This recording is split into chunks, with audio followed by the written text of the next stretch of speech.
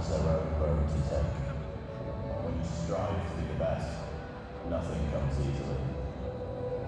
So give it everything. Every dive, every jump, every sprint,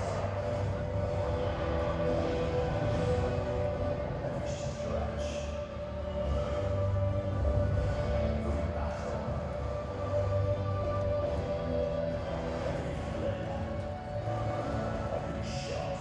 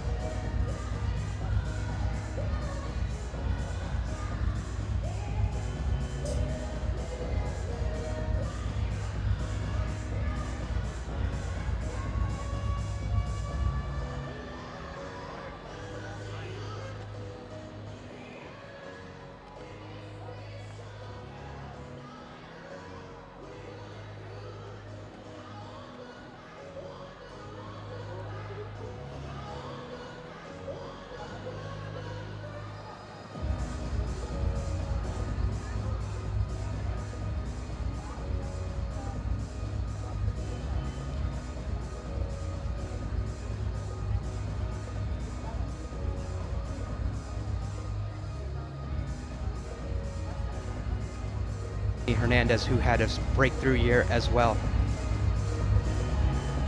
So we'd love to give you an insight of what it's like to ride this track here in Manchester, and we're going to do it a few different ways.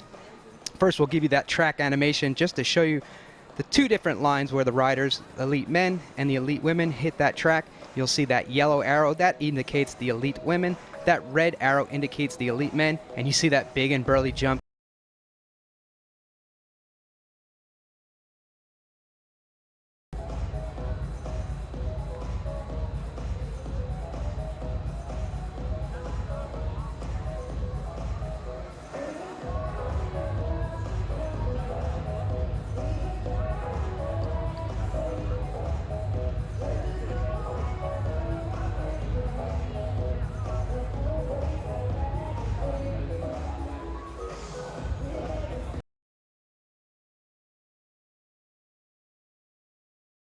Class facility here in Manchester.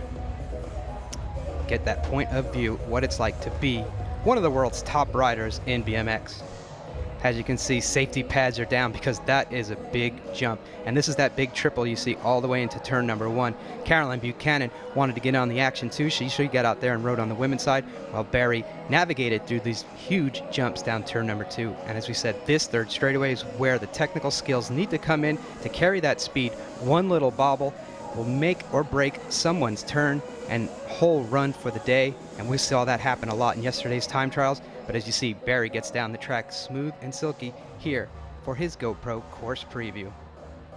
Speaking of yesterday's time trials, it definitely was interesting to see what was going on with these riders. So what we did was we had the top 8 women from last year come back. They were pre-qualified for the event, and they went out there to battle the track. And as you can see right here, number 1 at 100, Mariana Pajon. This is the first time, if you can believe it or not, that she's raced this World Cup, and she went right out there and right to the top in those times. She had that silky smooth style, graceful and powerful throughout the track. And as you see, that green helmet pops up, that means she was the fastest in each of those sections of the track. Coming up in that last turn is definitely something you want to see, but it doesn't mean anything unless it comes up right here across the line, crosses that line, beating out Felicia Stansel and just edging out Caroline Buchanan for the overall win in yesterday's time trial.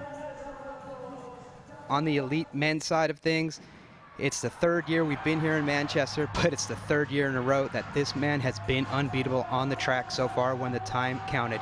Liam Phillips just owns this track. He's been dubbed the Prince of BMX, but after yesterday, they crowned him the king as he went around the track with the fastest tile. Just a really good run for him to get through this track. And as you can see, he has it down pat perfectly coming across the line. He was going to beat out Connor Fields, who had a really fast time, and also edging out Juan Von Gent, who was 3rd fastest overall. So Liam once again sits atop the podium here when it came to the Super Final Time Trial Championships. So earlier today, we've already had the quarterfinal racing, which was 3 motos of runs for both the elite men and the elite women. And you see Moto 1 right here, and it was once again Liam Phillips being perfect on the track. But this time he had youngster Nick Kinman from the Netherlands. He was the junior world champion last year, his first time stepping it up, racing elite for the full season. As you can see, he was right hot on the heels of Liam, but Liam was untouchable from start to finish around this track, and that was how he did it once again, becoming just consistent as possible, starting the day off with a win, and he went on to win all 3 of his races. Moto number 2, the next big name was out there, and that's going to be Connor Fields from the United States of America. He had young Bodie Turner from Australia right behind him, but Connor, who just was edged out by Liam in yesterday's time trials, rode smooth around the track, powerful and ever so stylish, putting his bike exactly where he wanted it to get maximum speed, maximum pump, and maximum velocity as he exited the track with the first place position behind him, Bodie Turner from Australia. So Moto number 6 earlier on today featured 2 of the local heroes, Kyle Evans and Trey White, and they were in the same race together, and the crowd just lit up when they were out on track. And Kyle Evans lit up the track when that gate dropped. He got to an early lead. Trey White was just on behind him, and there was a good battle in that 2nd and 3rd place spot. Those riders were really going for it, but you can see Kyle Evans looked up to Liam and used that consistency to get out in the lead, carry that himself out to the front, and be able to make it all the way on the track. Unfortunately for Trey White, he slipped behind just ever so slightly, but he was still able to come in 3rd place, right behind Raymond Vanderbiesen. Definitely a good lap for both of those guys.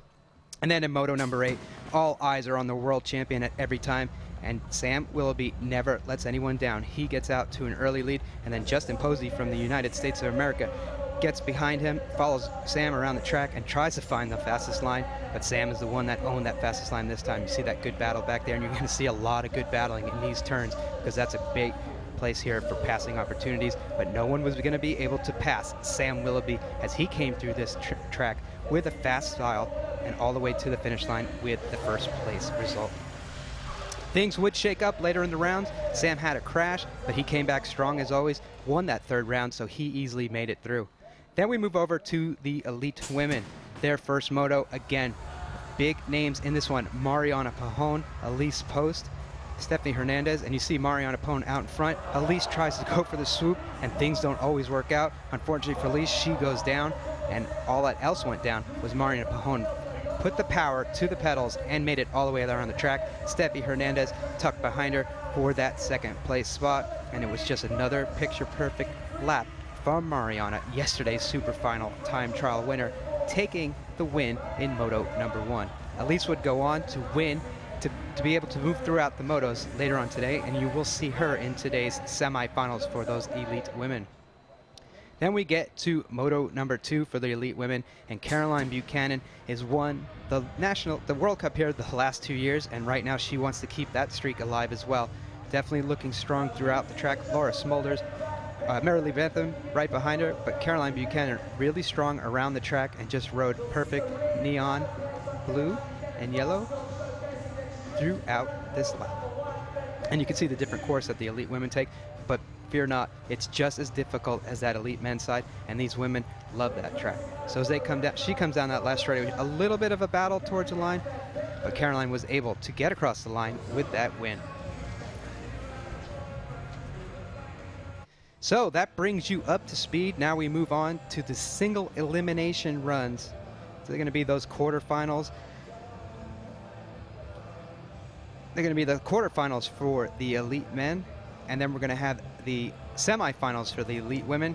Top 4 are going to be the ones that move on, and the rest we're going to have to sit back and watch as yourselves to see who can make their way into the main event and start this 2015 UCI BMX Supercross World Cup Tour season off on a high note.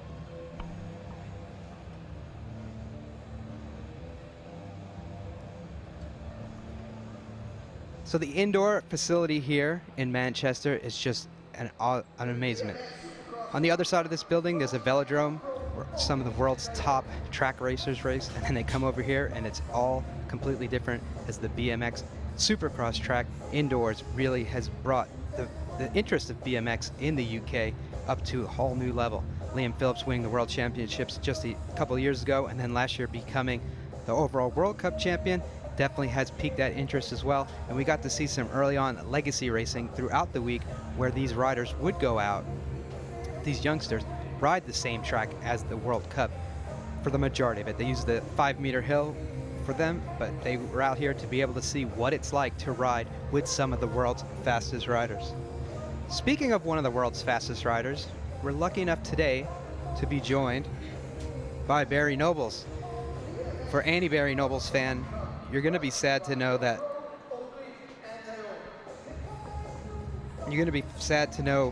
a crash in his third moto was going to be for the end of his day.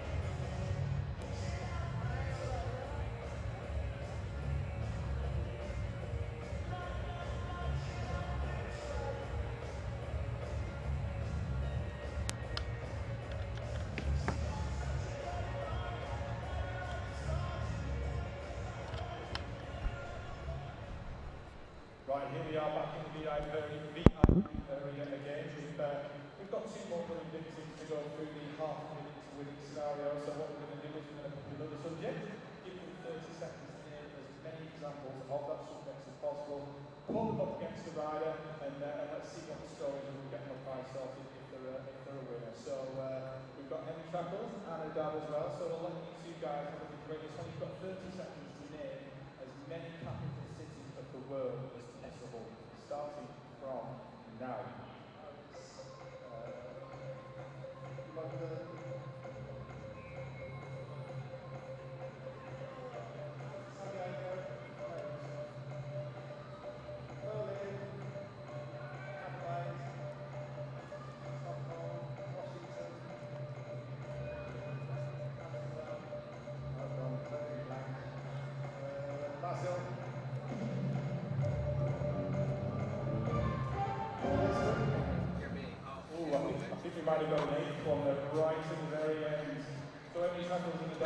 So on the Supercross circuit, anything can happen. Usually does happen.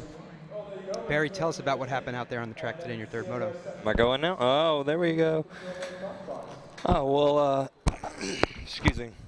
First 2 laps went really good, and right out of the gate, I just pulled the clip right off my shoe and threw it back on, because obviously I'm not a rider to want to roll one of the jumps, so I threw my foot back on to get over the first jump, tried to get it clipped back in there, and went to take a pedal to send that pretty long step up over there, and actually blew the foot right before the lip and did the Chula crash all over again. Well, we are sad that the fans are sad that you're not out there, but I'm happy that you're in here joining us, giving us an insider's view of what it's like to ride these Supercross tracks, because it looks, you guys get it lap right, it looks so easy that sometimes the fans at home don't understand the difficulty of riding on these tracks. Yeah, you know, this track is, I mean, it's definitely one of the smaller ones on the circuit, but I'd say one of the most technical. What they have here is, I mean, they did it right. They have a small area, but they made a real technical track. Nothing's too big, but you really have to ride on point. And so much is like, kind of like trails, this third straightaway. You have to get good backsides just to get the next one. One little tag or one overshoot can really blow the whole straightaway. So, yeah, what they have here is great for the progression of the younger guys coming up, and great from racing too. Like, it's almost you have to bring it down a notch to get it to go slower, to go faster. And then explain how difficult it is to be consistent all 3 motos throughout the day. Oh, that's one of the hardest part. I mean, every year the talent gets so much higher, and I managed to squeeze myself with 2/3 in those first 2 motos behind Connor, and thought it'd be 2 seconds, and there was always someone squeezing right under me if I didn't block the lines. And yeah, you really need to stay up there. Luckily, there was a few crashes, so points scrambled. Even with my crash, I thought I was going to make it, but yeah, one slip up nowadays, it doesn't get you through anymore like you used to be able to do. So after your crash there, I saw you were a little bit injured. What really happened to you? I was first of all, I started the day with a crash, and kind of just a freak thing in practice. Landed low on the step up, wasn't too bad. My bars actually slipped forward, went all the way down the front wheel, so it took a crash there. That was fine. Got up and just carried on, and starting the motos with that foot that came off, launched that big step up one-footed and just landed right on my ass and just have the gnarliest dead leg right in my right glute right now. And I'm sitting sideways right now and can hardly walk, so it's good to be sitting up here with you. Well, we're glad you're in here with us, and we're also glad the riders are making their way up to the top of the ramp. Things are going to kick off. It's a lot different when it's single elimination, and here was our start list for quarterfinal number 1. It's going to be Liam Phillips, Corbin Shara, Molina, Trey White, Edsis Tremanis, Amir Bias, and Renato Resende. Those are going to be your 8 riders in quarterfinal number 1. They're always tough, Barry, but you know, what's it like when you get up there, you see these names on your start list? I mean, like I was saying earlier, nowadays, I mean, the talent is just so big now, and I look at the sheet right now, and I'm glad you're pronouncing it, not me, but I mean, we're only in quarters, and I'm seeing 6 guys that can easily make it through this. So I think all quarters are going to be like this, and I know it's tough. I'm bummed I'm not in there, but at the same time, I'm glad I'm not stressing out and looking at this moto sheet. And as a rider coming into basically Liam Phillips' home to race, what's it like knowing that he has this track dialed, but at the same point, you know, you kind of want to watch him ride, but you also want to be out in front of him? Yeah, he absolutely does have it dialed, but at the same time, everybody makes mistakes, you know. I mean, he's got it on point, and he's great to watch. I mean, Connor's one that is always like on point riding on that edge, and here Liam's that guy, you know. He's always got it so dialed, but he is fully pinned, and he can probably ride this track with his eyes closed. But you know, it's BMX. Anything can happen. Anyone can slide on that inside, diving for that next spot, and never know. So our 2013 World Champion, our 2014 World Cup Champion is our highlighted race here in quarterfinal number 1. But just like Barry said, anything can and usually does happen when these riders get locked and loaded in the gate, get ready to go down that 8-meter ramp, and you see Liam right there with the red plate. That indicates the leader of the series. While they have no points, it's for his credentials from last year for winning that overall title, but those 8 riders are in the gate, getting ready. And, you know, what goes through your mind right at this point? Things are ready. Riders, the call. Here we go with the first quarterfinal of the 2015-2016 Supercross season. Let's see how things pan out for the 8 riders in the gate. Phillips, Sherratt, Molina, White, Tremanis, Resende, Mir, and Baez. So the gate slams down, and it looks like Liam Phillips once again gets that super strong start that he has leading into turn 1, and he's going to have a bunch of guys right behind him, including Trey White.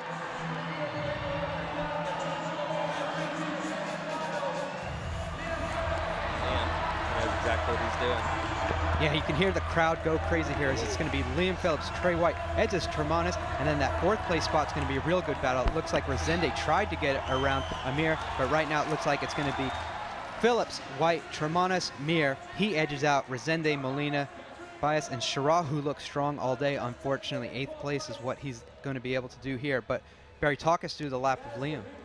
I mean, right there shows how technical this track is. There's so much that goes into this first jump, and you have Trey and Liam pretty much took advantage of that and got that first jump perfect, and unfortunately squeezed out Corbin. And Corbin's been looking great all day, and yeah, that one little mess up and it pushed him to the back, and he's not going to be transferring on. And we're only in quarters right now. We still have semis, and everybody's riding so fast. And I wouldn't have picked those 4. I don't know who I would have picked to transfer out, but there was so many fast guys. Trey, how does it feel to be head-to-head with another guy from Great Britain, your teammate Liam? It feels good, but I ride with him every week. He's one of the fastest in the world, so get a bit used to it. Are you getting sick of his face yet? Not yet. Well, good luck. All right, so Trey White successfully gets around the track. A lot of pressure on himself, not from the crowd. They love it. 3rd at those World Championships. But right now it's all about this, and you see those top 4 riders with the Q next to their name. They'll be seen again in semifinal number 1. Phillips, White, Tremanis, and Mir. Those guys are excited. 5th through 8th, unfortunately, their day is done. They're going to sit back in those few open seats and watch the rest of the action unfold. So we'll get ready for quarterfinal number 2. They're already in the gate. It's going to be Connor Fields, Kyle Evans, Justin Posey, Jared Garcia, Renaud Blanc, Tuan Von Gent, Mark Willers, and Joris Godet. A full packed race here, Barry. This is another stacked one. Look at we're only 2 rounds or 2 quarters in, and it keeps filling them up. I'm getting stressed out just sitting here with you, Pete. So the featured rider on this lap here is Connor Fields, 2-time time trial world champion, 7th place at the Olympics, also 2013's World Cup overall champion. He's going to be inside lane 1. Next to him is going to be 7 other guys that definitely do not want to let him get away. But as we will unfold as the gate drops, the number 11, see if he can pop out. The gate is down. It looks like he got himself out a good time on that inside, and he's pulling away ever so slightly. Tuan Von Gent sips right behind him in that 2nd place spot, Barry. Oh, there it is. I mean, I would say Connor wants this win more than anyone out here. He's always right there behind Liam, and oh, there's Tuan just squeezing in. I mean, one little you leave that gap open a little bit, anybody's going to squeeze in there. But we have Posey in the back, and dude, these quarters are so stacked. Connor's going to get that first lane choice. He knows he wants that inside going in that semi. Yeah, it looked like Willis just got ever so squirrely right off that last jump, and he might have just edged out Posey. I'm pretty sure he did. But right here, looks like Connor actually might have tapped the gate just a tiny little bit, but still he worked his way through it, pumped through the air on that first straightaway, and got to the backside of that jump leading into turn 1 with that lead. But look behind him, Barry. How do you ride through that?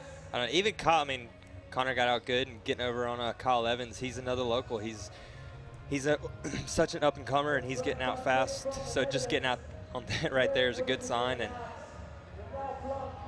so we'll get a word from the winner of that race, Tuan Von Gent. But like I say, right there, Mark gets a little scrolly. But let's hear from Tuan, the winner of quarterfinal number 2. Tuan, that was a really close lap. You guys were head-to-head the whole way. Can you walk us through the lap? I had a pretty good gate, both from lane 6, so Connor coming from the inside. Could follow him down the 2nd straight, but he overshot. And then I could high-low him in the 2nd turn. But down the 3rd straight, I lost a little momentum because I missed some speed out of the turn. And then the last straight, a little overshot, and he passed me again. So it was tight the whole way. Do you think you could have done anything better? Yeah, starting from the inside. So next time? Yeah. Thank you so much.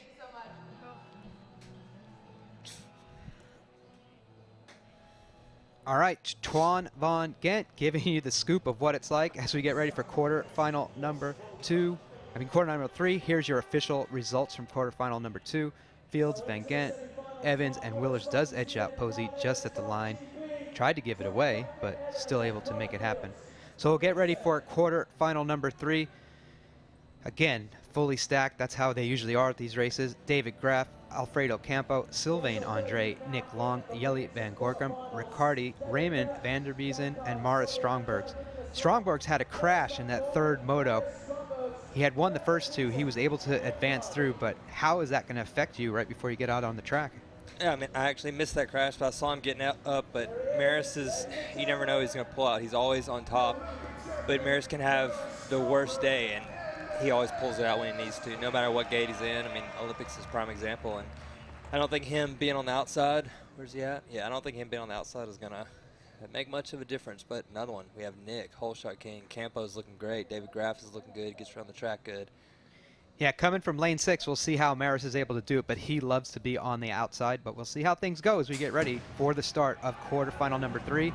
And straight ahead, it's going to be Nick Long and Alfredo Campo battling it out. Stromberg is stuck on the outside. Let's see if he's able to pull it together. But right now, it's Nick Long got the lead over Alfredo Campo. Yeah, you got David Graff in 4th. He's a mountain biker there. It shows right there, running those low lows and holding speed through it. Nick was out here early. He's riding the track, or early before the weekend. He's riding the track dialed. Campo, I mean, it's a solid one right there. Yeah, our featured rider, unfortunately, Maris Stromberg, looks like to shut it down, but who shut the rest of the pack down was going to be Long, Campo, Graff, and then Van Gorkum. Those will be your top 4 qualifiers. Unfortunately for our 2-time Olympic champion, that crash might have put too much pain on him to put the power down, and he's going to roll through the rest of the track. So you can just see right there, he just looked off. You don't ever see Maris stuck in the pack going into turn 1. He was still able to edge these guys, a few of the riders out, but getting stuck high on this turn number 1 here isn't a good place to be, is it, Barry? Not at all. Everybody fights so hard to that inside. You can leave the smallest gap and someone's going to squeeze in. These turns are built really well and they're nice and open, but how that short first straightaway, everybody wants that white line, and you can't leave anything open. And Maris didn't get out quite as good. Nick got out and he got stuck. But Nick Long took that to the lead, but we'll hear from Alfredo Campo to see how his lap went for him. Alfredo, you just made it through to the semis. How you feeling? Very good, very excited. I just want to say thank you so much to all the people that believe in me and support me. It's going to be a long year, and we can keep building and building. Well, you did an awesome job. Thanks so much. Thank you very much.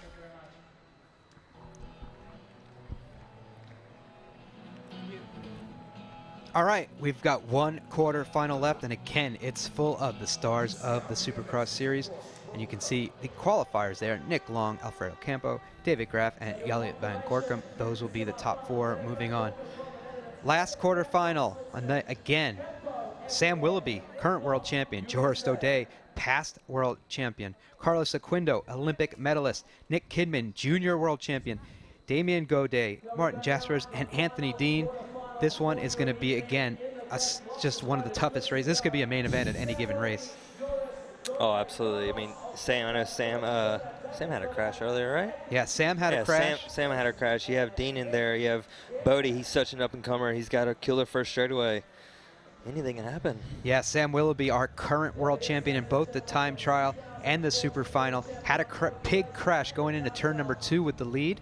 Crashed, took the whole pack with him, was able to get back up 6th, came back up, won that last round. But as you know, a lot of these riders, it's been a crazy day. Joris Dode had a pretty smooth day. Kinman's had a smooth day. Boney Turner crashed yesterday in one of his qualifying rounds. He still made it through. Anthony Dean in that last run had a mechanical on his bike. His handlebars moved forward. Right now, he just wants to move forward as we get ready for the gate drop here in the quarterfinal number 4. The gate's down. It's going to be a lot of power from the inside. You saw that right away. Joris Dode went directly to the right, and Sam Willoughby went to the left, and those guys opened the field up, and now they're 1-2 going down that second straightaway. Got Anthony Dean in that 3rd place spot, and I think that's going to be Gaudet or Mir in that 3rd place spot. It's going to be a good battle for that last qualifying position, but right now Sam Willoughby's walking away with this one. That's what we see. So common now. Sam steps out in gate 1 and took control of that race. Him and Jarvis have had a couple battles back in the States lately. I mean, he really stepped out of that one and took charge. Yeah, unfortunately for Kinman, Turner, Jaspers, and Dean, their day is finished.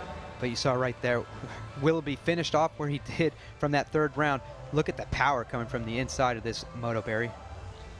Oh yeah, absolutely. I mean, we just watched the fourth quarter, and we've seen so many guys in these last couple four quarters that are normal main makers that aren't even in, and we still have semis to go. The field is just so stacked nowadays. It's crazy, especially seeing it now. I mean, we sit behind there racing and kind of get in your own little bubble. You don't really notice how much is actually going on and how much more lead changes there are. And sitting here with you, Pete, it's seeing it. It's like, man, it's stressful just to watch. Let's get an interview here from one of the riders in that last quarterfinal. Damien, you just made it through to the semifinals. How you feeling? I feel good. It was kind of unexpected. Motos were tough and really hard, but I had a good run, so happy to be in the semi. Are you worried about the semis at all, or are you feeling confident going into it? No, I feel confident. I just try to give my best and make it to the final. Well, you look super confident, and we're voting for you, so good luck to you. So Damien Godet makes his way through with a third place finish, and that is the final of the men's quarterfinals. But as Barry said, you know, he get to see from a different point of view. You see the qualifiers here. You get to see all different aspects from behind the chair versus being on the track. But as a fan at home and people who can't come to the races, you want to see what's behind the scenes. Well, we have an action-packed video for you to give you a behind-the-scenes look of Manchester, the 2015 UCI BMX Supercross World Cup opener, and what went on to get this event to kick off.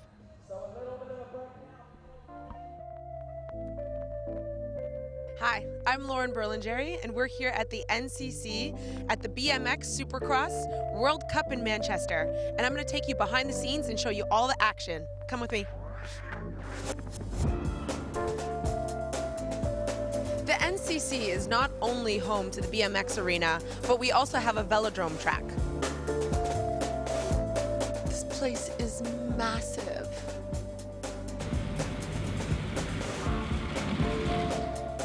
It's pretty exciting. Let's go check out the BMX track.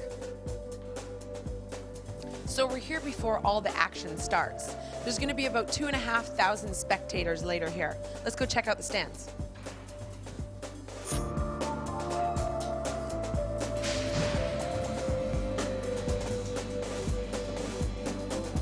So I'm right here, and I have some of the best seats in the house.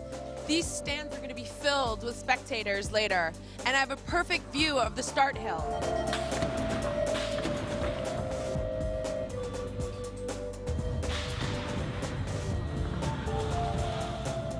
So the riders are just warming up, and the coaches are here behind me, making sure that the riders are doing exactly what they need to do to perform their best. So we're behind the scenes in the pit, and this is where all the riders get ready, they warm up, they tune their bikes, and get their game face on.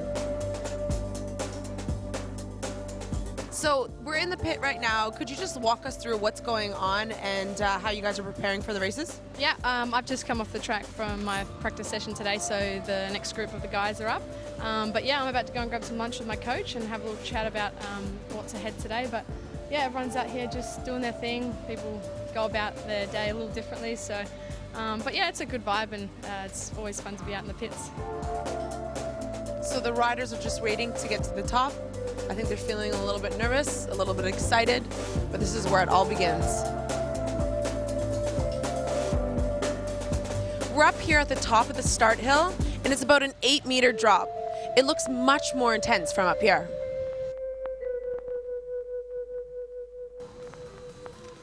This is where it all counts. We're at the finish line. This is the end of the behind the scenes. This is Lauren. Stay tuned for all the action.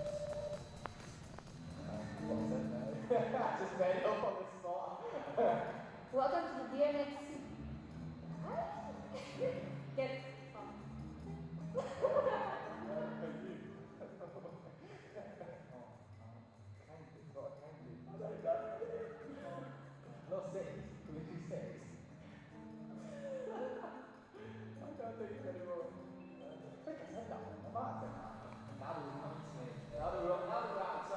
All right, this year there's an exciting addition to the Supercross series. It's called the Double Dice Promo. It's pretty interesting. We'll see how it works out. To explain it all, let's show you this video clip to give you the information on the Double Dice Promo.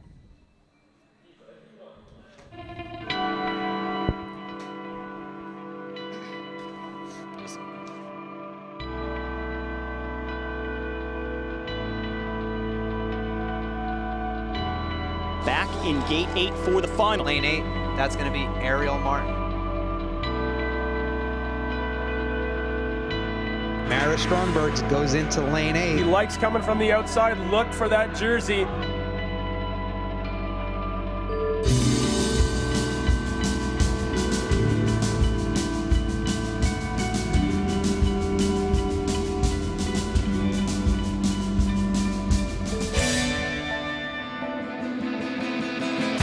The gate is down, and it's going to be the machine from lane 8.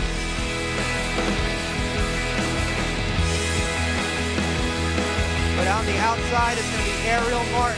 She does it all the way from lane 8. But how about this? Ariel Martin from gate number 8 as she takes Chula Vista. From the outside down the hill, the red and blue of Great Britain. Sinead Reid, can she hang on? Great Britain has won a World Cup gold medal, and that of Sinead Reid. David Herman takes the win here in Adelaide. So on the outside, Mara Stromberg, Nolapo, and Daudet running away with it.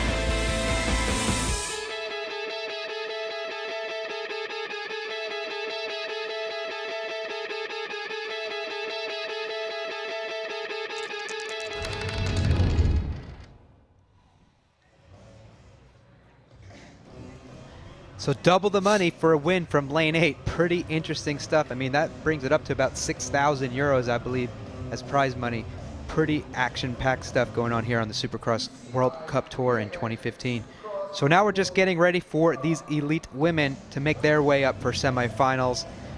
2 of these races, 8 women to that main event. It's going to be interesting to see because both of these could be main events as well.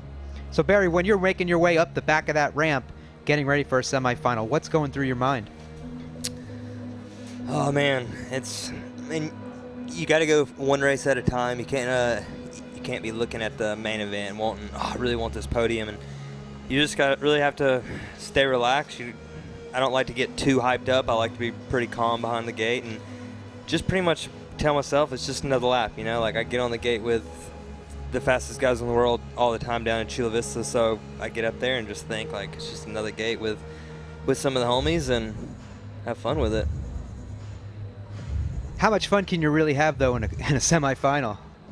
Oh, I always have fun. So I'm on my bike racing, living the dream. I have fun every lap I'm out there. It might get a little stressful, but you know, sometimes the semis are more stressful than the main event though. So I don't know, especially a race like this and small track. I mean, if you have one little bit of jitters or a little too much stress, bump that gate or late gate, I mean, it can spit you out the back and in your day.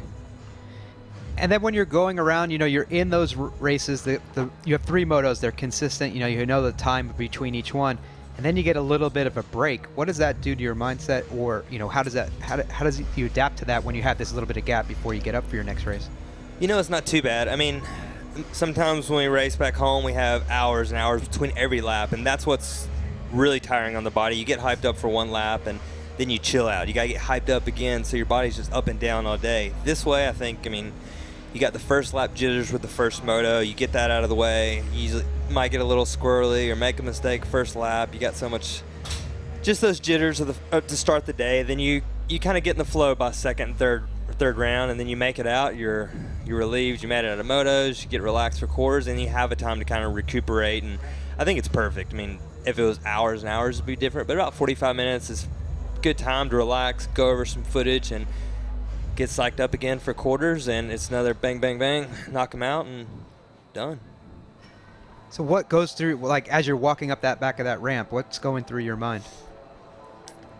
I mean, you take it one lap at a time. I look at these just like we do in motos. Like we were saying earlier about how big the competition is now. I mean, you have stacked motos nowadays. You have a stacked quarter, obviously, we just watched, and then we have a semi. I mean, you just got to get out there and do your own thing, have a consistent lap, and it's BMX. Anything can happen, so you can't get in there counting yourself out or think you just got lucky in there. I mean, you get up there and just do what you can do and let it take over. Yeah, and as Barry's alluded to, anything can happen. And unfortunately, I got some information from Mariana Pajon from Colombia. She's always out here. She wants to do the best, but she has the mindset to think of an injured friend of hers. Daniel Barragan in Colombia had a little bit of an injury last week, and unfortunately for him, he's going to be sidelined for a little bit. But Daniel, Mariana wanted you to know, and all that the pros out here were thinking about you, really want to see you come through on your recovery. And it's really great to see Mariana. She's out here on the World Cup level, but still thinking of young Daniel back there in Colombia.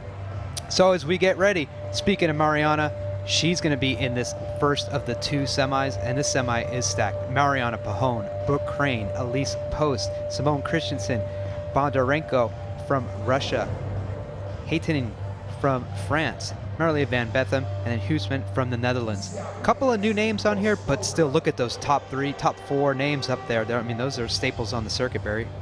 I mean, you have Marilee down in the, looks like she's on the outside. She's always making her way in there. Crane, Post, Pajon, Christensen, she's going way fast. She's getting faster every race. And there's 5 legit girls. A couple of them I'm not sure about, but 5 legit ones right there can easily get in this main event. Yeah, so you're going to see a lot of power come from that inside. It's Pajon's in gate 1, Post is in 2, Crane's in 3, and you have Christensen in 4. So it's going to be interesting to see how these girls go, because sometimes, them being right next to each other could affect their racing. But we'll start out with lane number 8, and that's going to be Huisman from the Netherlands, a young girl coming through the ranks, and here she is in the semifinal at the first stop of 2015. Definitely very impressive for her. Next to her, Marilee Van Bentham, definitely one of the staples and one of the world's fastest races, just like you can see it right on her helmet. Always out here, had a chance to win those main events, let alone, just first she's got to make her way into it. But next to her, it's going to be Axel Hayteni, a new girl coming out of France. A lot of skill has come out of France in the past. We'll see what she's able to put together, because there is a lot of pressure in a semifinal, especially at this level, for the first time in someone's career. Next to her, it's going to be Bondarenko from Russia. Again, another youngster. She just moved up from those junior ranks into the elite class. And here she is in her first semi of this season, definitely wanting to make her way through. A breakout year was 2014 for Simone Christensen.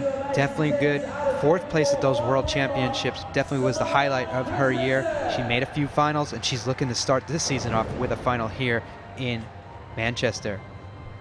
Brooke Crane, number 32 from the United States of America. A week ago, she had a really bad crash here. She was sidelined. She didn't even know if she was going to be able to compete. Practice day the other day, first time back on her bike. She got things together, and here she is in semifinal number 1. Next to her, number 11, the national champion of the United States of America, indicated by that rainbow flag on her left sleeve. Elise Post, as we said, had that crash in Moto number 1. You saw it before, and here she is in semifinal number 1. And next to her, the girl that's been perfect so far, winning yesterday's time trial, winning every one of her heats today, is going to be Mariana Pajon, number 100 from Colombia. So the ladies are loaded into the gate for their first semifinal. Definitely the crowd is on pins and needles here, waiting to see what's going to happen. And here we go with these ladies. Semifinal number 1 for the kickoff for the women. Top 4 will make their way into that main event. First main event. Here we go with the gate call. Let's see how things fall when the gate drops.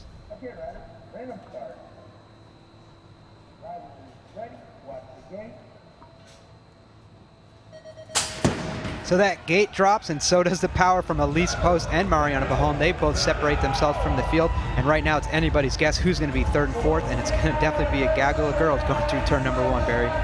We talk about being stressed coming up the hill. You look at Mariana right there, and she just had a big smile on her face, looks so relaxed, not tense. She's in gate 1. She knows what to do. She goes out there and rides like she knows how she can, and this is what happens. You step out in front and win those semi, get first lane choice for the main. Yeah, Van Bentham's in that 3rd spot. It looks like Brooke Crane, after all that injury, fights her way back in adversity, making it into that main event with the 4th place spot, edging out Christensen, Bondarenko.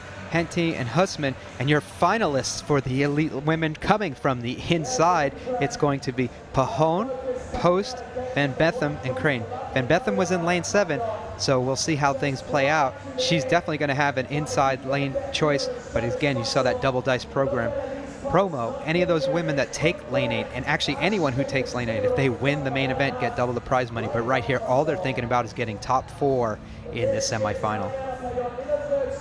A little bit of a bonk there by Post. Definitely slowed her up just ever so slightly, but you can see they pulled away from the rest of the crowd, Barry. Oh, absolutely. I mean, Elise is just as fast as all those girls, and made a little mistake there. Hopefully she doesn't do that in the main event. And I mean, so let's hear from Mariana on her victory in semi number 1. Mariana, we all want to know, are you going to choose lane 8 in the final? Not in here. I'm going to go for the inside line here. I guess that's the safe way to play it. Any tips for how you're going to go into the finals? Well, I'm just doing my best every lap, improving, and I'm going to enjoy it. Do you want to give a shout out to anyone? Just thanks everyone. Thank you, Colombia. I'm Danny Warragan. We are pedaling for you. Thanks, Mariana.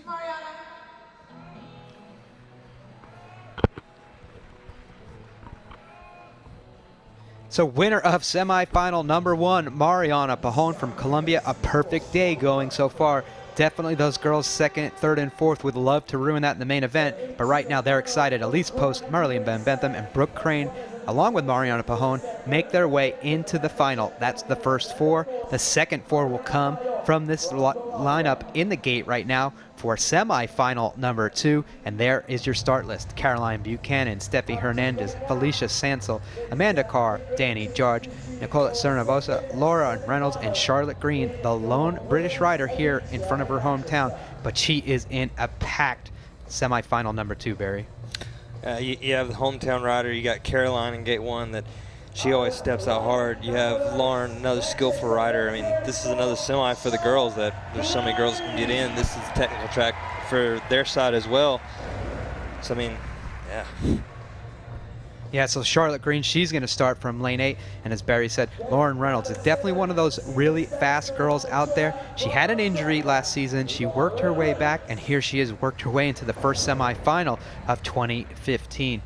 Next to her, we're going to have the young Russian phenom. She's come a long way in the last few years. She trains out in Switzerland at that UCI training center. Right now it's going to be Natalie Sarnavova in lane 6, looking to make her way into the main event. Next to her, a young American woman, Danny George. Definitely been on fire here so far, looking to make her way into this main event as well. But it's not going to be easy because you see these next few riders. National champion of Thailand. That's going to be the number 39 of Amanda Carr. Next to her in the gate, someone that's no stranger to podiums and main events. That's going to be number 23, Felicia Stansel, one of the fastest girls out there, just on the cusp of taking a win in a main event. Could it happen today? We'll find out if she can make her way through this semifinal.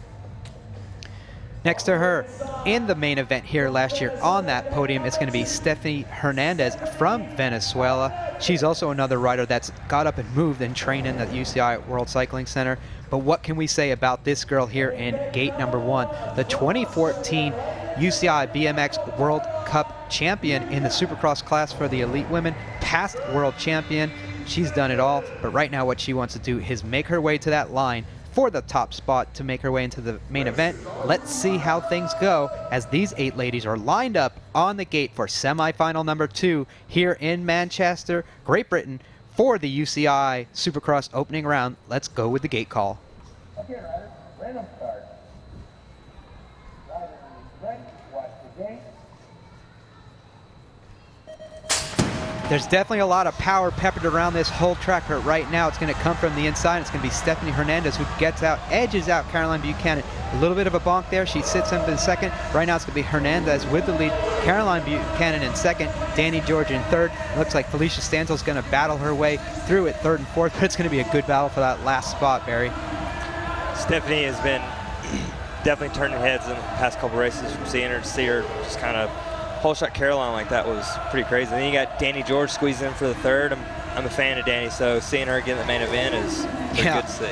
Definitely a credible race there right at the end. Surovova, that youngster from Russia, that's going to be her first main event. She's going to move on with Hernandez, Buchanan, and Danny George.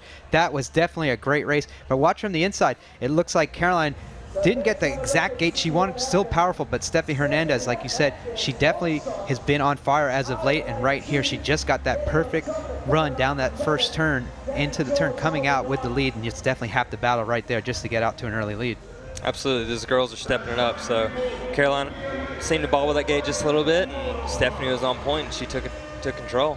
And then there's a big battle. You see right there, Felicia Stansel had that 4th place spot. Sorova from Russia just edges her out right at the end of the rhythm section, and you can see right through here, those two riders, it's going to be Danny George and Sorova from Russia making their way into that final. It's got to be exciting for their first main. Let's get an interview right here and see how things went in semifinal number 2 for these elite women. Stephanie, you were on the podium last year. Do you have a lot of confidence going into the finals? Yes, the last year was really good here in Manchester. Actually, it was my first podium in the World Cup. So I was training really hard all the winter, so I feel ready, and we'll see. Do you like the track here in Manchester? Yes, it's a pretty nice one, and it's really fast, and I'm enjoying a lot. Thanks so much, Stephanie.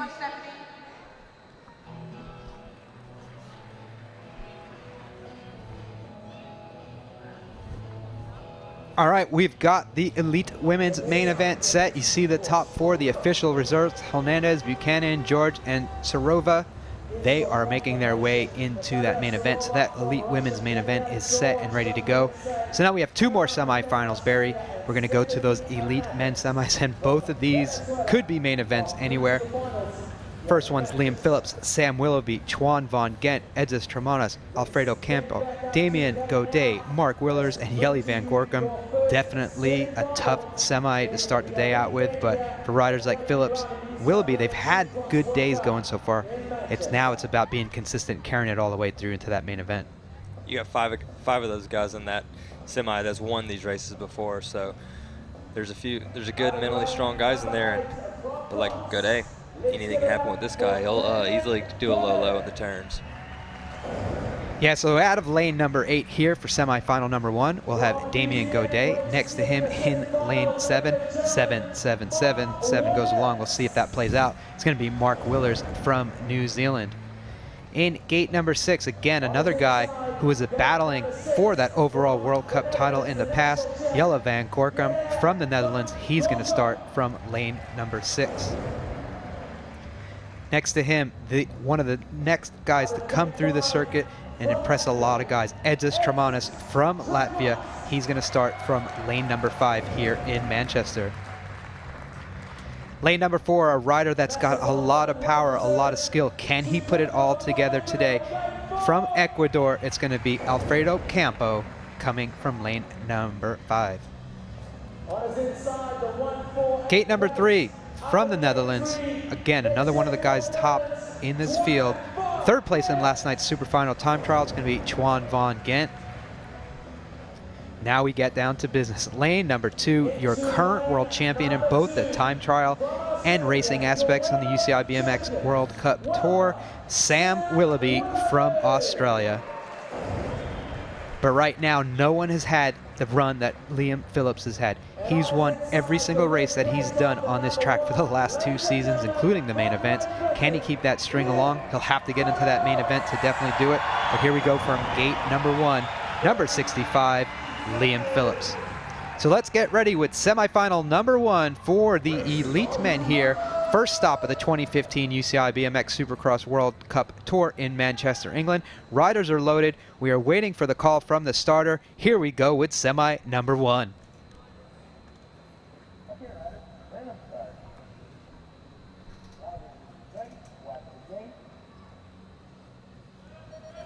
Long pause, but not a lot of pause when the gate goes down from Sam Willoughby and Liam Phillips, as they both already stretch a little bit of a lead out. Phillips has the lead over Willoughby. Unfortunately, a crash right back there. Twan Von Gent's going to be in that third place spot, but again, that consistency.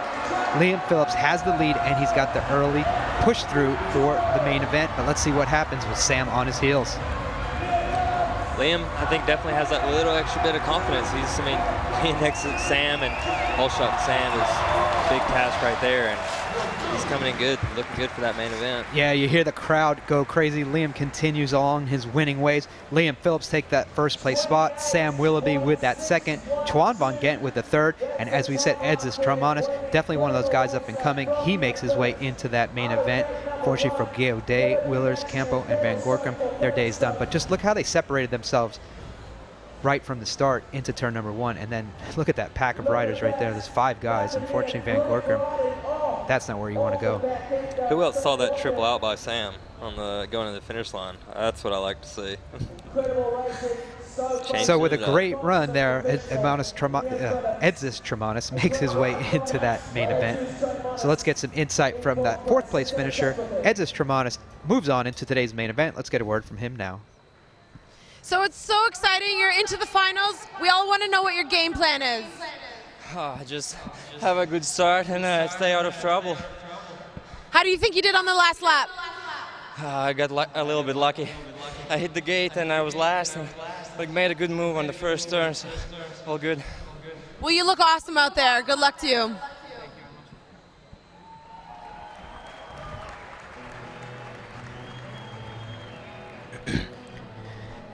So Edzis Tramanis gets that 4th place spot, but it was Phillips with the win, Sam Willoughby with 2nd, Twan Von Gent with the 3rd. They all move on into the main event. You see 5th through 8th. Unfortunately, their day is done. So we've got half of the elite men's main event set, getting ready for semi-final number 2. Again, another interesting blend of riders. We've got a few young up-and-comers, a couple of the hometown heroes. We'll see how things play out. But as you see this start list, it's going to be Trey White, Joris Dode, Nick Long, Connor Fields, Carl Evans, David Graff, Ahmed Mir, and Carlos Oquindo will make up the second of 2 semifinals.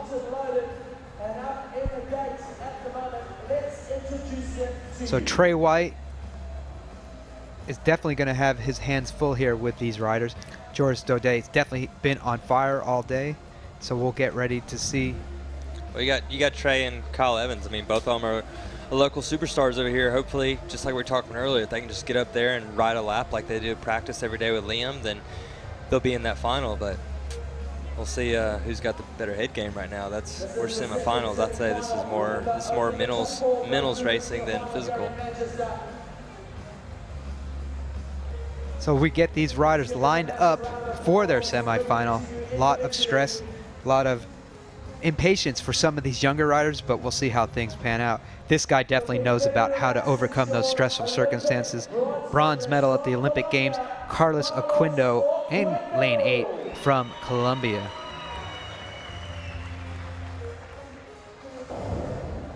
Next to him, coming out of lane number 7, Edouard Mir from France. Another one of those youngsters coming through the ranks. Definitely been someone a lot of eyes have been on as of late. Lane number 6, number 48 from Switzerland. That's going to be David Groff. Definitely a key guy to watch on both BMX and mountain bikes, but today he's in semifinal number 1 here in Manchester for the first World Cup. Next to him in lane number 5, the local boy done well, Kyle Evans, number 211. I heard Kyle runs a 23-inch top tube this weekend. Big boy and a big bike. Speaking of big boys, one of the biggest names on that Supercross World Cup Tour out of lane number 4, that's going to be the number 11, Connor Fields from the United States of America. Next to him, his good close personal buddy and national champion of the US of A, number 64, Nicholas Long. Starting his own company, Idle Hands, just showing you right there. It's good to see a rider doing that. Lane number 2 from the country of France, number 33, Joris Dode. definitely one of the fastest and smoothest guys out here, but will he be able to carry that speed and smoothness through this semifinal? And coming out of lane number 1, a guy that shocked a lot of people with that 3rd place result at the World Champions, but he's going to shock the crowd here no matter what he does. Gate number 1, number 3, that's going to be Trey White. So we've got our second semifinal loaded in the gate. We'll wait for the gate call. Semifinal number 2, top 4 move on to that main event. Here we go with the second semifinal for the 2015 UCI BMX World Cup Tour opening round here in Manchester, England.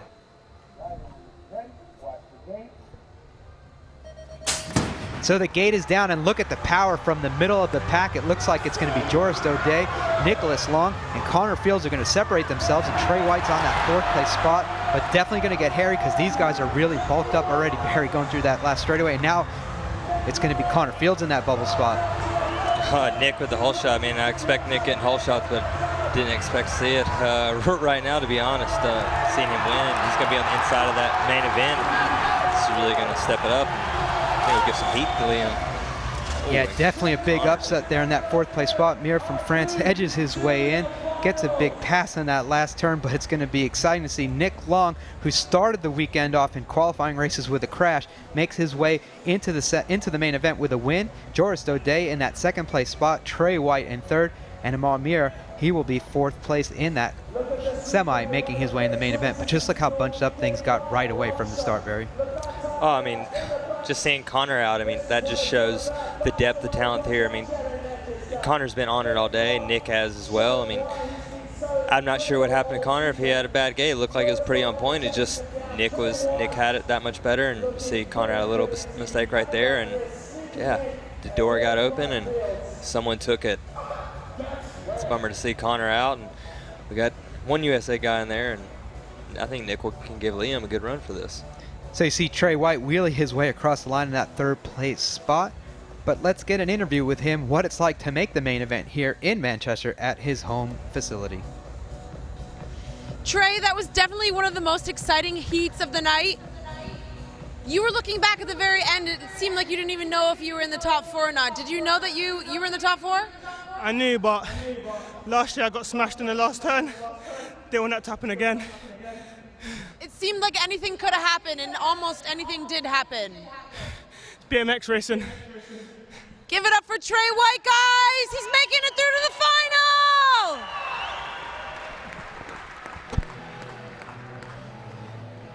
So Trey White igniting the crowd, but Nick Long ignited it all in that semifinal with the win. Joris Daudet in that 2nd place spot. Trey White was 3rd. And as we said, that big upset in that 4th place spot with Mir edging out Evans and Fields for that final position.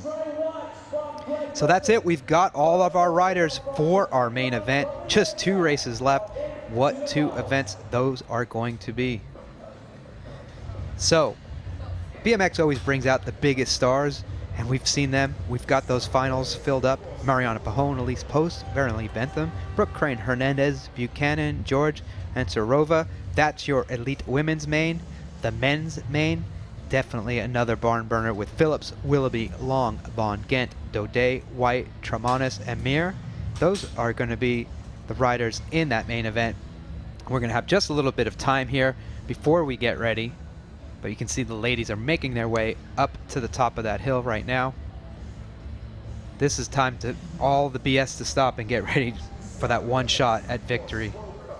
I mean, you're in the final now, and not saying that's any more or less stressful than anything else. I mean, the semi is, I always feel is more stressful because that's your last lap. You're going to be in the main event or not. But once you're here, you can kind of take a deep breath. All right, cool, I made it. I have one more lap for the day.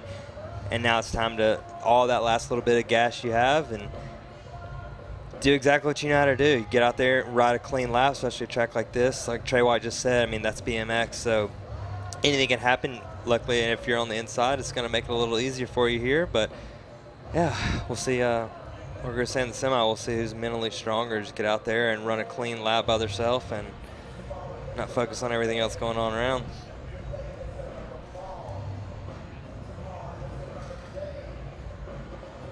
All right, as we said, with a lot of stars come out, we have Steve Peat, the mountain bike great here. Let's get a word from him and see what he thinks of this BMX event.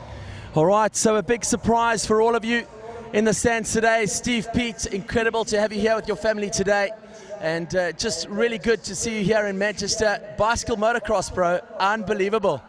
That's it, yeah, I can't believe what these guys are doing today. It's 110% commitment when you roll out of that start gate, and the guys are going so fast. It's pretty good for me to watch. So for those of you that don't know Steve, I don't know where you guys have been, but 22 consecutive World Championships for GB, 17 World Cup wins, a World Championship win as well for you, 3 World Cup overall wins, a legend in downhill mountain biking around the world. Really good to be here, but let's just talk about the kids as well. They're here with your wife. They're doing a bit of BMX as well? Yeah, they are. They ride at a local club over at Rotherham, practice on a Tuesday night. They've done a couple of races and they enjoy it. They're impressed today though. So 22 consecutive World Championships for Great Britain. Will you make it to 23? I know you've just come back from this knee op I think on Sunday, I mean just 3-4 days ago. Yeah, I did last Tuesday. I think unfortunately it's such a long recovery from an ACL that there's no chance I'll make the team this year, so 22 years it'll be. Looking forward to seeing your youngsters grow up on the BMX track? Yeah, definitely. They like riding all kinds of bikes, and BMX is their favourite at the moment, so that's good. All right, there you have it, ladies and gentlemen. Steve Pete from the Syndicate. Great to have him join us here this evening. Thanks for joining us, Steve. Cheers. Cheers.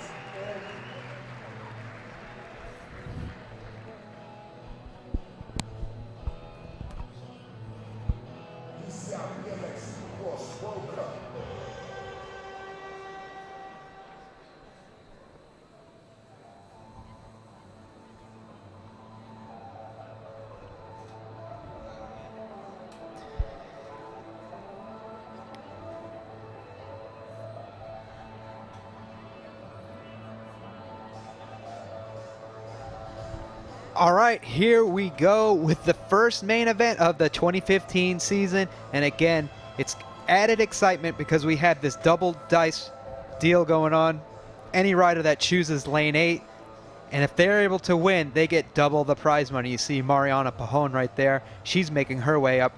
The riders get to come up the ramp, and then they get to pick their own gates dependent on the way that they had their overall result. So the fastest rider and the winner from those semis with the fastest time of the two will be the one that's able to pick their lanes as they go up the ramp. And sometimes you have riders that definitely want to pick an outside lane, but at the same time you have these other riders, like you'll see Mariana pick lane 1. She's not worried about double the money. She's worried about winning this race and having the best possible position, because lane 8 is an underdog at any given time. And definitely Mariana is not concerned about anything other than having the best opportunity here to go out and win on this track. Yeah, I'd say sitting. I mean, if you have first 3 lane choices, I don't think you're ever going to see a guy go on the outside unless it's like Maris, like he doesn't pop into all on a super long first straightaway. That it really is not going to matter. But here, somewhere here, short first straight like this, I mean, if you're 48 anyways, if you don't step out hard, you're going to be on the outside getting pushed up in that turn. So our ladies are loaded into the gate, and we'll start from the inside. And right now in lane number 1, number 100, that's going to be Mariana Pajón. You saw her go out there and win her semifinal, and that gave her the selection for gate number 1. Gate number 2 for this main event, it's going to be from the US of A, number 11. It's going to be Elise Post.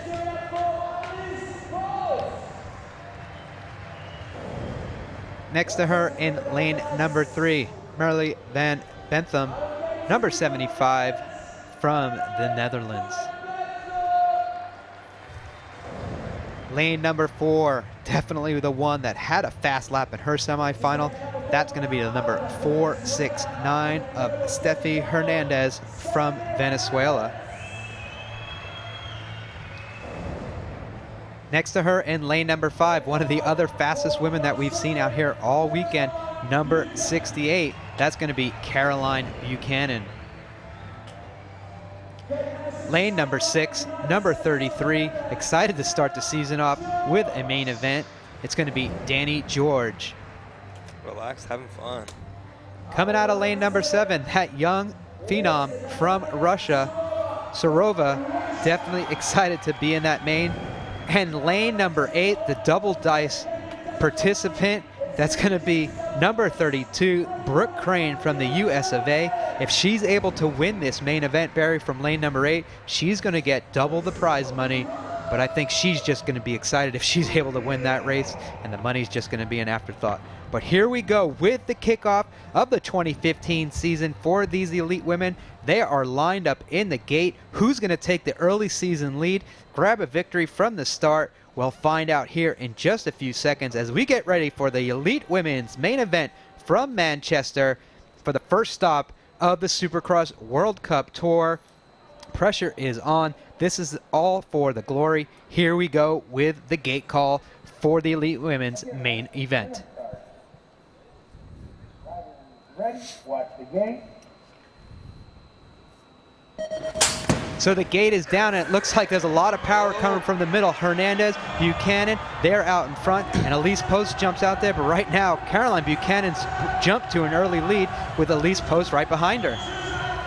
Mariana looked like her gate was just a little late, and Elise just got over on her hard instantly. And that little bobble might have cost it for Elise, and luckily Caroline just stepped out from the middle and made it happen. Caroline Buchanan carries her speed through the turn. She's going to win this race once again, carrying on tradition. Caroline Buchanan, the winner of this race. Elise Post in second. Stephanie Hernandez in third. Mariana Pajon, after that small bobble, his 4th place finish. Zarova in 5th. Van Bentham in 6th. Danny George in 7th. And unfortunately for Brooke Crane, 8th place, 8th pick in the gate. She also gets 8th place in that main event. But right now, it's all about Caroline Buchanan, number 68, taking the victory here in Manchester, Great Britain, starting the season off just the way she left it, being ranked overall number 1.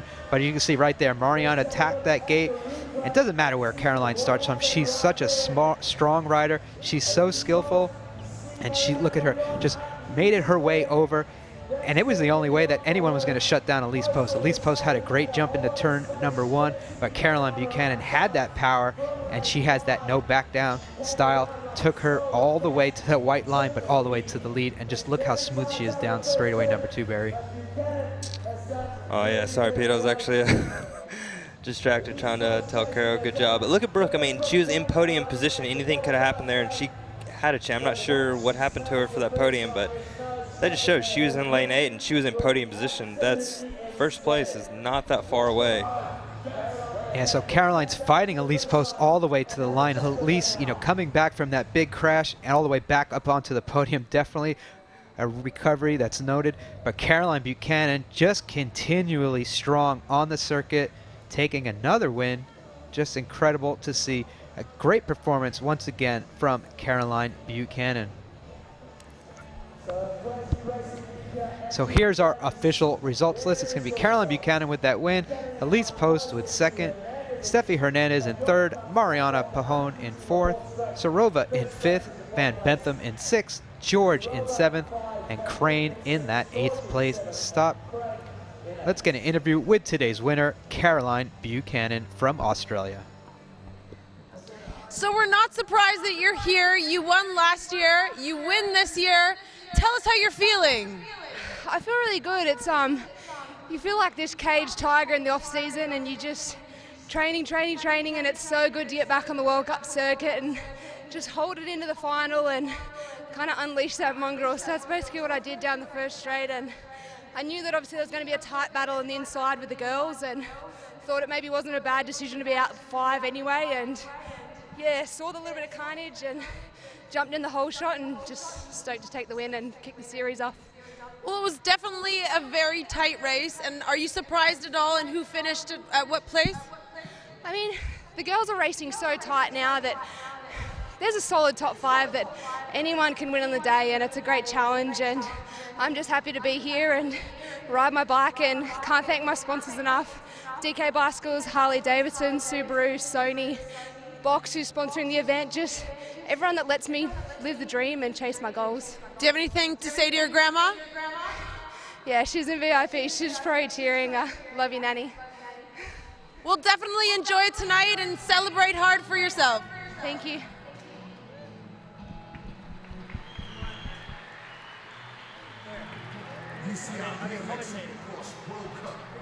All right, so Caroline Buchanan, the winner of today's Elite Women's Supercross final here in Manchester. What a way to kick off the season.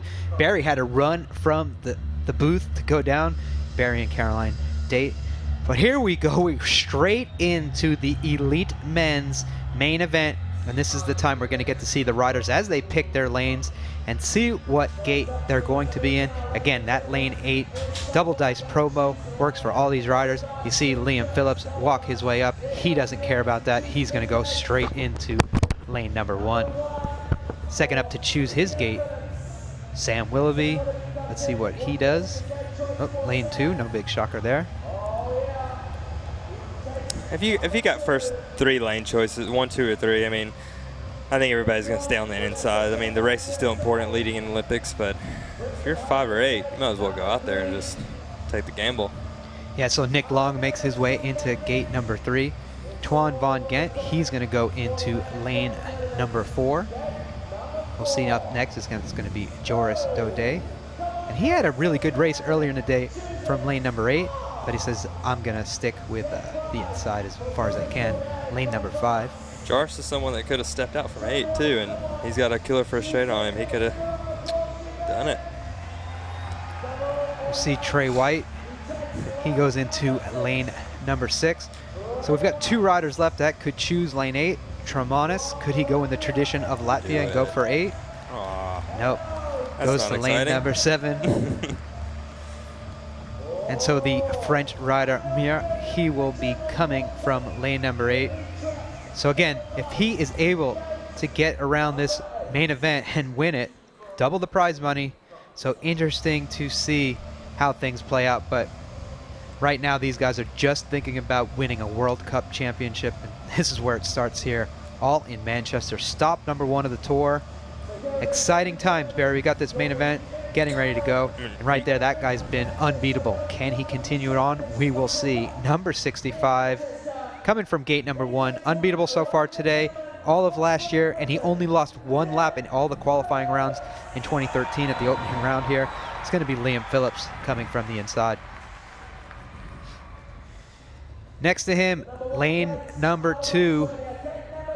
The big rainbow jersey and number 1 on his plate indicate he's the world champion, not only in the racing division, but in those time trials. That's going to be Sam Willoughby. Number 3 is the gate selection for number 64, Nicholas Long. Definitely having a strong day, winning that semifinal. Excited to be back in those main events. Lane number 4, number 148 from the Netherlands. It's going to be Twan Von Gent. He's also a past winner on this Supercross tour. Next to him in gate number 5, past world champion. That's going to be number 33, Joris Daudet from France. Coming out of gate number 6, it's going to be number 3 from the World Championships, and the crowd goes crazy for him. It's going to be Trey White. Lane number 7 from Latvia, it's going to be Edzis Tramanis. Definitely one of those guys to look out for. He's definitely a powerful rider. And then lane number 8 in the double dice position.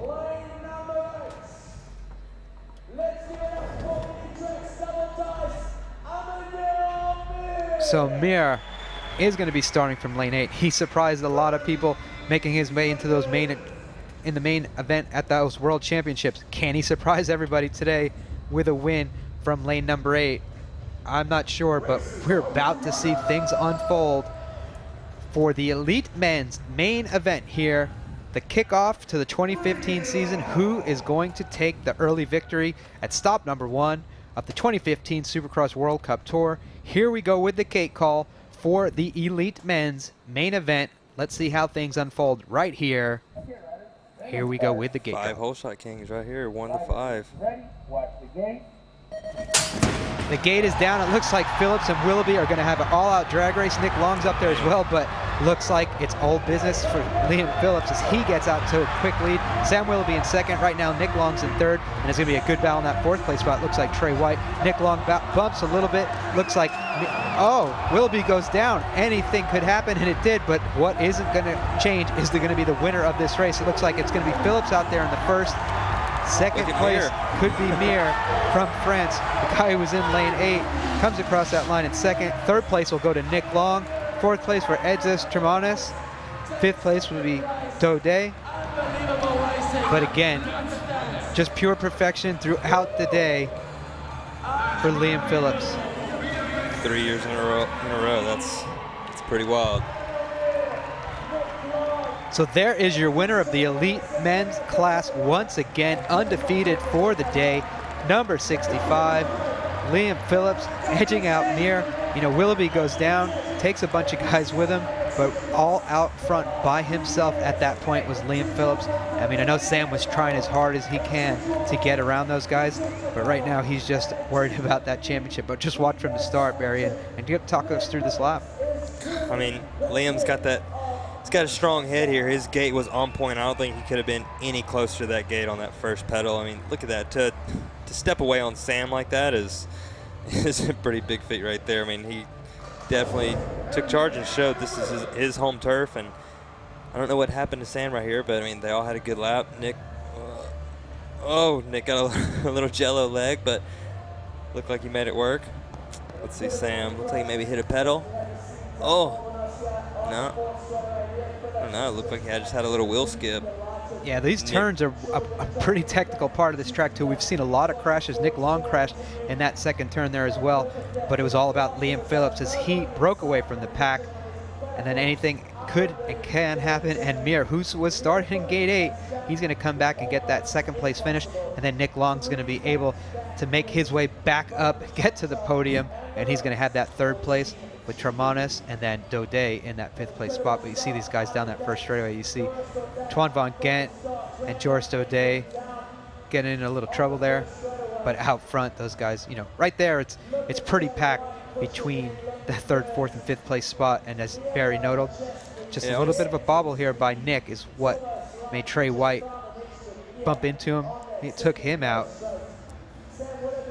Right here, Nick's in 3rd, now he runs into Sam and still managed a 3rd. Oh, we're going to miss it.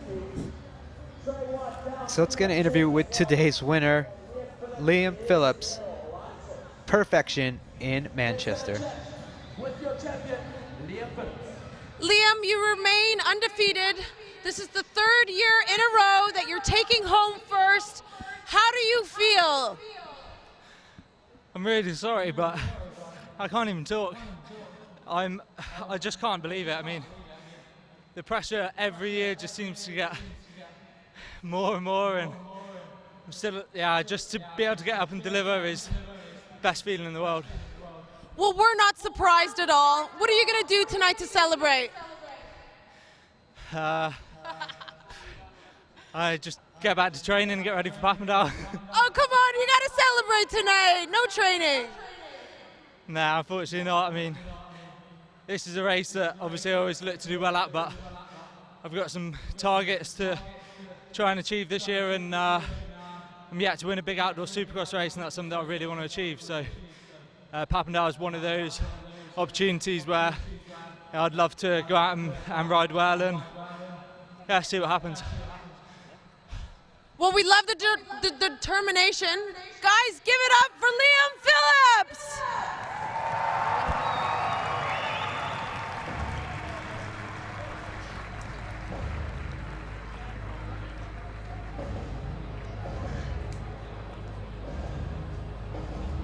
So there is your winner of today's Elite Man World Cup. Liam Phillips still in disbelief. He's put it all out there on the track, Barry, and came back with the biggest reward of all, winning this round of the World Cup Supercross Tour. Yeah, absolutely. I mean, 3 years in a row, that's incredible. And you hear Liam say he really wants to win an outdoor track. I mean, Rio Olympics is going to be outdoor, so I'm sure he really wants that for his confidence to not only win on his home track, but to win a big open outdoor track, exactly how Rio is going to be. Because, he's been in 2 Olympics now and hasn't got a medal yet, and you know that's exactly what he wants, and that's more about the big pictures, to get a medal there and more than just getting the home turf win. So that is the finale of this racing, but just a quick recap. I mean, right here we see Caroline Buchanan. What a strong run she had from the middle of the gate. You could see Elise had a great gate. Seems like she bumped into Mariana a little bit. Mariana had a little bit off gate, but Caroline Buchanan had all of the power, went straight to the front, and just kept it that way the whole way around the track, Barry. Oh yeah, Caroline, she was in lane 5, and I think she could have done it from lane 8. I mean, she got on the outside just to kind of get away from Elise and Mariana, and because there's high chance of a little collision there, and that's exactly what happened. And then in that elite men's main event, it was no surprise the power was going to come from the inside, and it was Liam Phillips. Pure perfection again. 3rd year in a row he's won this World Cup, but today, you know, the competition was stiff, and those guys just made it so much harder for Liam, but he made it look super easy as he got around this track again as fast as he possibly could. Yeah, I mean, it just shows how much Liam puts in out here. That first jump is one of the most technical first jumps we have on this series, and to put a full bike on Sam, and current world champion, wins so many races in the States, and would have one of the best first straightaways out there, and for him to step out that hard is pretty wild to see. I mean, God. Yeah, he's right. He's on point this weekend. 3 years in a row. So just with the kickoff of the season, this is how the points go down. Caroline Buchanan jumps out to that early lead. She'll keep that red plate. Elise Post in 2nd, Steffi Hernandez in 3rd, Mariana Pajón in 4th, Natalia Sarova in 5th, Merle Van Bentham in 6th, Danny George in that 7th place spot, and Brooke Crane is 8th. So that's the way. Now it's about being consistent with these 5 races for that season. We go to another race just in about 3 weeks in Papendal in Holland, so that's where things are going to take a turn. You know, we've got one race. You can see how the riders finished up 9th through 16th in the points, and it'll be interesting to see because this season's all about consistency, Barry, and it's really tough to carry that consistency throughout a complete season. Yeah, absolutely. I mean, Papendal, it's a full different game there. You have a completely wide open track. I mean, it's not near as technical as it is here, and I mean, this is BMX. Anything can happen anywhere, and that's definitely going to show a completely different dynamic of racing, and we're all looking forward to get out there. Hopefully I'm not in here talking with you. All right, well, let's get to today's award ceremony. We'll start out with the elite women. In that 3rd place spot, it's going to be Steffi Hernandez from Venezuela. She will take her spot up on the podium in position number 3. I think this is the same country podium as last year. Same country. Same country podium. Chile, U.S., Venezuela. So we'll get ready for our 2nd place finalist today. As going to be Elise Post from the US of A. Great way for her to finish the day off after that crash in Moto number 1 today for her.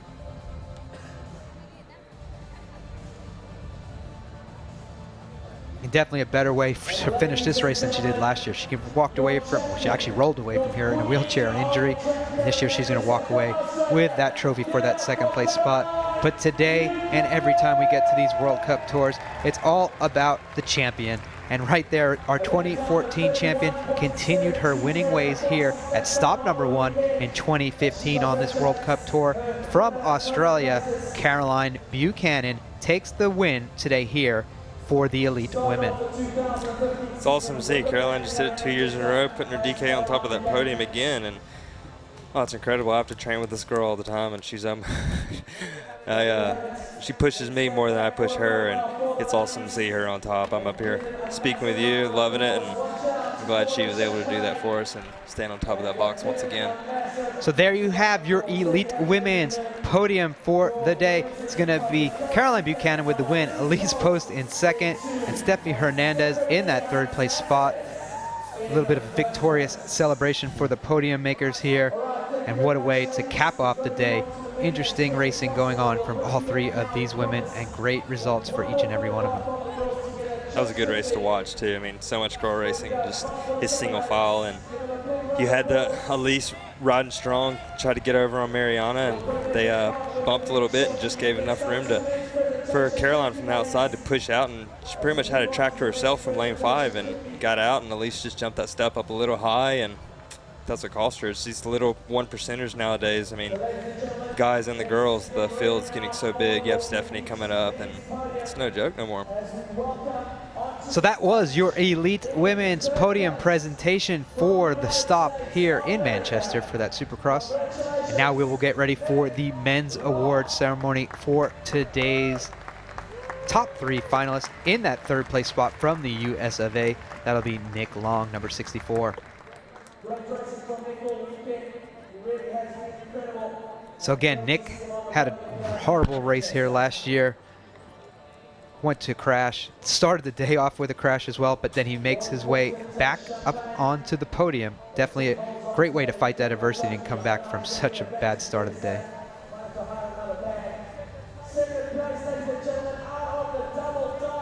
You know, Nick missed some of the Supercross seasons last year. He said he never really felt too comfortable, and towards the end of the year, finally at the home turf, he was feeling good and got a podium in Chula Vista, and he's been on the Supercross track quite a bit, and come away, start the year with a podium.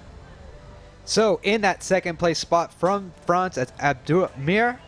Definitely exciting to see. He came from lane 8, just inches away. Well, not really inches, but the closest you can get to being able to cash in on that double dice promo.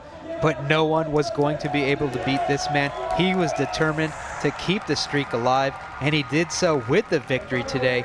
Number 65. I guess we could probably now call him King Liam Phillips. He's no longer the Prince of BMX, but just incredible to see Liam back-to-back-to-back wins in the Elite Men's main event here in Manchester. Yeah. Mir coming out of 8, I mean, he definitely showed it could easily happen. He got a 2nd out of lane 8. It could easily be up there, but I think any other track besides this one, I mean, Liam rides this track with his eyes closed, I'm sure. So I don't think he was really going to make a mistake for that to happen. And he got around a few mistakes to get his way into 2nd, but he wasn't catching Liam. He had a full straight by himself, and this race was his. So I know the victory is definitely sweet for these guys, and now a little bit of celebration before they get things packed up, fly to wherever it is around the world, except for Liam will get in his car and drive home. But just 3 weeks' time, we'll be back on the Supercross Tour, this time in Holland. And these 3 guys would definitely love to be back on the podium. But as we said, the key to a championship is consistency. Liam was pretty consistent last year. He was on the podium in a few races. And unfortunately, he missed out on a couple of races. But he was consistent enough to take that overall championship. And Nick Long looks like he's finally excited to be here in Manchester with that 3rd place result today. So that is our Elite Men's podium. We'll bring up the World Cup. We'll bring the men in together first. What's she rushing up there for? That's not their turn. You know, women are impatient.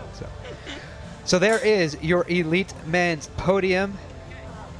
Liam Phillips, Mir, Long, and we'll get the respective ladies up there for 1, 2, and 3 as well for a group shot for our podium for Elite Men and Elite Women. It's a wet metal podium with some tap shoes on. Let's hope nobody falls. So there they are.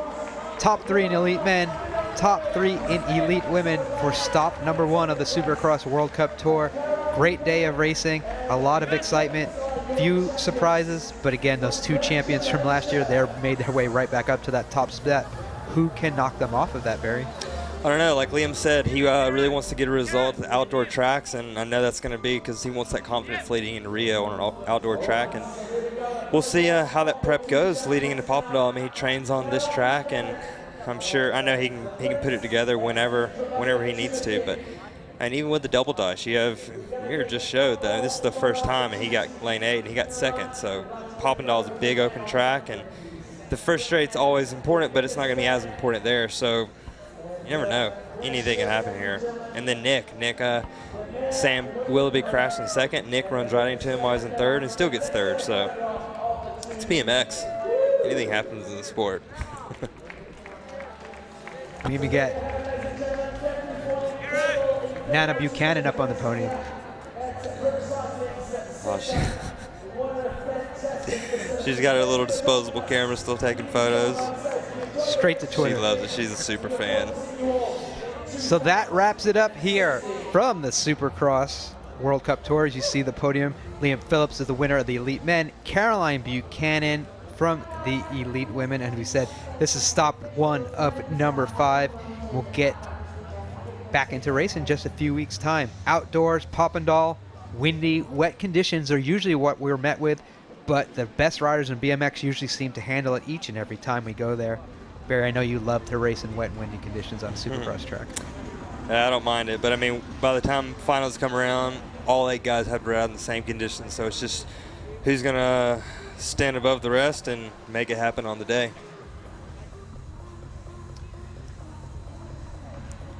So that wraps it up here from stop number 1 on the 2015 opening round of the UCI BMX Supercross World Cup Tour. We are so thankful for you fans to tune in. And like we said, just a few weeks' time, we'll be back from Papendal in the Netherlands with another round of the racing. But, you know, we want to thank Barry Noble so much for being able to join us today. It's an unfortunate situation because he did not advance in today's program. But Barry, thanks so much for your insight and insider's view of what it's like to ride one of the biggest and burliest tracks in BMX. Oh, I enjoyed every minute. Hopefully I don't see you in Papendal, Pete, and you're talking about me on the final and again this year. But yeah, thanks for having me, and I look forward to another time we get to meet. All right, so that wraps it up here. Thanks so much, fans. I'm Pete Deluski for Barry Nobles. We want to say thanks so much for tuning in, and we'll see you here just in a few weeks' time for stop number 2 of the UCI BMX World Cup Tour. Thanks again.